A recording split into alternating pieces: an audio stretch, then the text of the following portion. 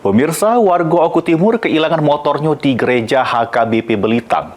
Polisi yang nyium keberadaan pelaku di Palembang berhasil menangkap bandit maling motor tanpa perlawanan. Pelaku digelandang ke Polsek Belitang 1 jalani pemeriksaan.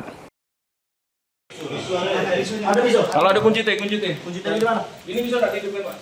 Ini ada banyak obeng-obeng, lihat tengok. Oh, itu obeng-obengnya. Video din. Anggota Polsek Belitang 1 bersama Jatan Ras Polda Sumsel menggerebek salah satu kos-kosan di kawasan Jabo PTC Palembang yang dijadikan tempat bersingit oleh bandit curanmor bernama Yon Silopa.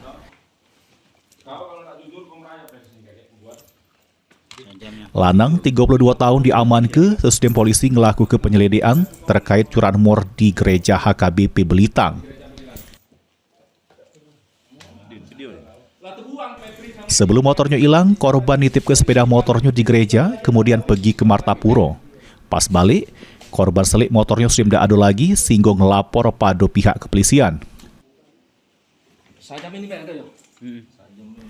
Dari tangan pelaku, polisi ngaman ke barang bukti pisau sama pakaian yang dipakai pelaku pas jalan ke aksinya.